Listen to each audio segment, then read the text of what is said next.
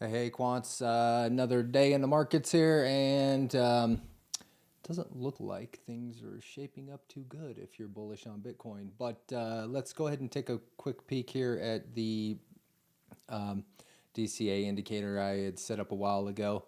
And so the whole idea of this was to capture some gains when on some volatile moves by Bitcoin, but this is really over the long term, not something that you would do over the short term. So with that said, you would obviously want to do this with an asset that generally is going to move up on the macro time frame, being monthly or yearly.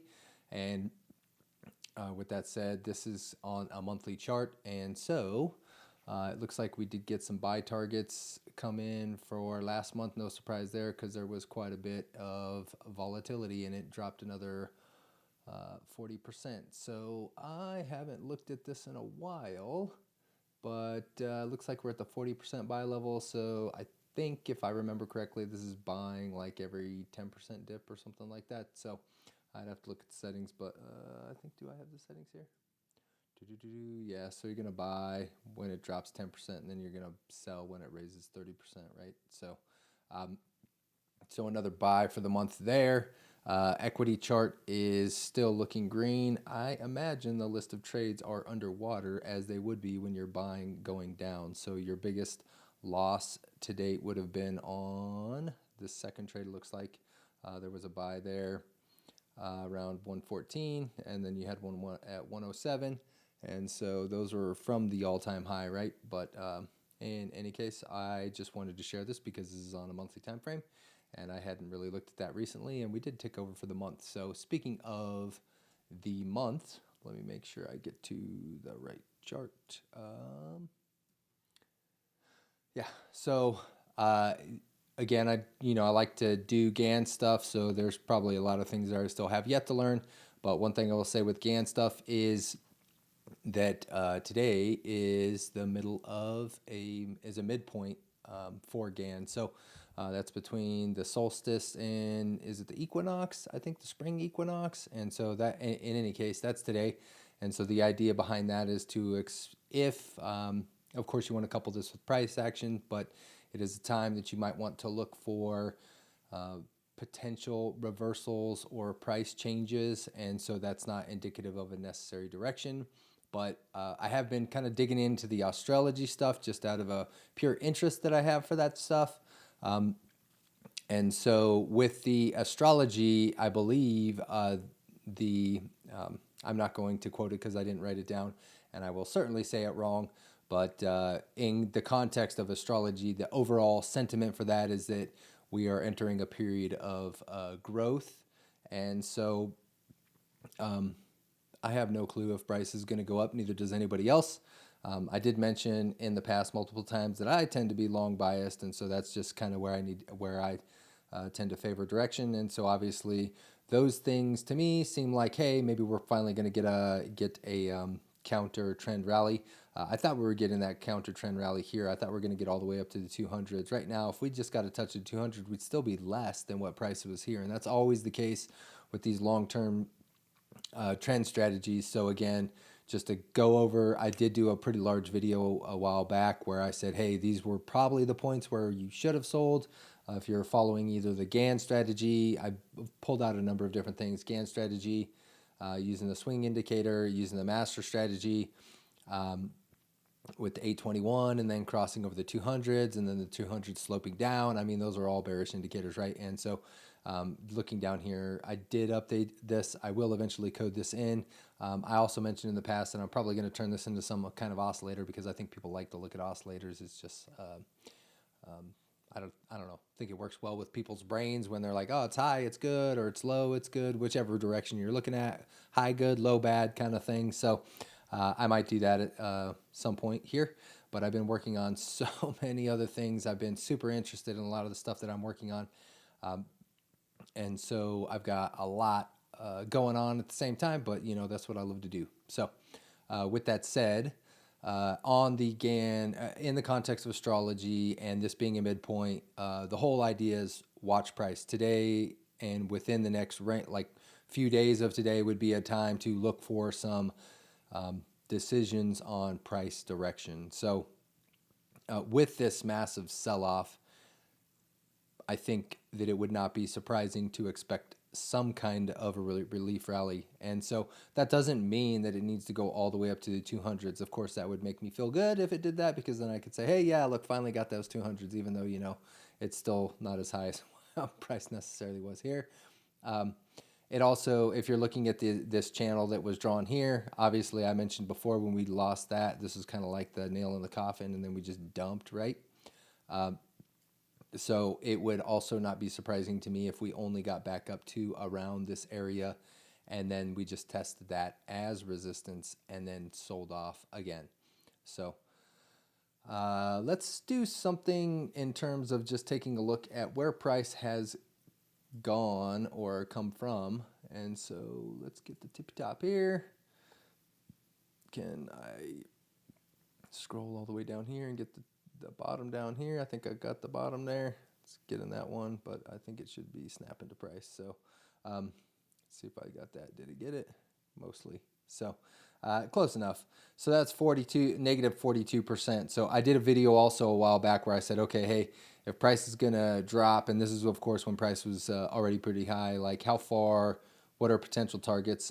Maybe I'll pull that out again at some point. I probably have them hidden right now, but I think I likely still have those things on the chart, so I could go back and take a look and just kind of share that information. So maybe I'll do that but for today, I'm just going to leave it at that, saying, hey, midpoint, watch price.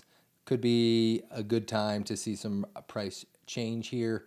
And I did mention this on the last video we had on the oscillators, a potential for bullish divergence setting up. So if we get the 2 green bars on the histogram here, and we start to see this stochastic finally start to turn up, then yeah, I would expect, you know, somewhere at least 84,000 type of rally there. And then of course, you know, I don't know. I'm just going to throw something out here, and this is not in any means and probably an accurate use of it, but A, B, C. I mean, 1, 2, 3, 4, 5, you know, potentially you could see an ABC there. I don't think that that's valid. I mean, I'm really not putting anything into it other than to throw out an ABC there. I did read a book, and I think I mentioned this in the past. If anybody's interested in it, they can totally just send a message, and I will figure out what the name of the book is. I don't remember what the name of the book is off the top of my head. I have to look it up. But I mentioned it in the video, and it kind of talked about simplifying down the Elliott wave stuff down to everything being an ABC, which I really like the idea of that, just because I like simplification. I do engineering stuff, and so simplified approaches are what I tend to enjoy. But obviously, simple is not easy. If you haven't seen that talk, it's something to check out. I believe it is the creator of Java that did that talk, and I think it's Rich Hickey, if you're interested in that kind of stuff. So simple is not easy, but simple is very elegant generally. So let's go ahead and look at gold. So we had that massive price dump, and then I think I came back on this day, and price was floating around here somewhere. I mentioned throughout we were seeing these parabolic increases, just making sure that you had your stops in place if you were going to, if you wanted to capture some of that profit and not just watch it all get taken away. Interesting enough, it looks like, so, well, I'll get over to it when we get to the silver chart, but so I had stops in place for my own gold positions, and so those worked out basically the way I expected. Right now, it looks like this is just a massive sell-off. So reaction, my expectation is we're going to base out a little bit here after all this price increase. So what I would be looking for here is, if price was going to continue, I'd be looking for one of these ascending triangle patterns to kind of develop over the course of the next, few months before we see continued price action.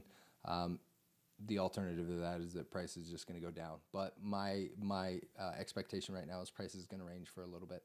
So let's jump over to the silver. And so on this one, I'd mentioned I had my stops kind of set up around here. And I don't know why I did this, but I set a stop limit. I probably should have just had a stop in, and my stops got jumped, which I thought could happen. And so it did happen. And so I didn't catch as much gain as I had hoped. And so how did I handle that? Well, the way I handled that was I just went ahead and sold what I wanted to sell, or at least some, not all, some of what I wanted to sell, because at this point, with such a massive decline in price, I expected there would be some reaction up. And so I didn't want to sell it all much lower than what I had originally intended to sell it for. And so I did take a chunk of my profit, and again, I got in a few years ago, so I wasn't short-term trading this or anything like that. But with the parabolic move, I did want to make sure I realized some of those gains. So, you know, I gave up some percentages playing that stop loss instead of just setting a stop, which is probably what I should have done, and just ate the difference that I got jumped. But either way, I still took out some profit just to make sure I captured that, and so. I hope other people did better than I did in that context. And that was a lesson for myself in terms of setting stop limits. Although I knew it could happen with the liquidity in the silver market, considering I typically do crypto stuff, I figured it would have been totally fine, and it was not. So, you know, lesson learned. But at the end of the day, you know, I still got away with quite a bit of profit, and that's the way it goes. So I'm going to leave it there for today and get back to building some stuff. And I'll probably continue to mention this until I actually start making some. So I know I've made some videos where I do some build stuff, and I will do some more build stuff here in the future. I just want to, you know, get things a little bit closer to the end. I don't know, maybe it'll be interesting. If anybody's interested in just seeing like where I'm at and some of the different things that I'm building, I could totally do videos on that. But generally, I just provide some market analysis, and then if I want to provide something more here, I tend to do like things trading related that I'm building. Some of this stuff isn't trading related, and so as a result, I'm not necessarily providing all the content there. Although I will definitely share that information when it's ready to go, just as a matter of point. And I don't feel like every single video I'm going to be providing something that people might not be interested in. So let me know if you're interested in that. I could provide more context as I'm building through things. So hope everyone is having a good day, and we will catch you on the next one. Peace, Quants.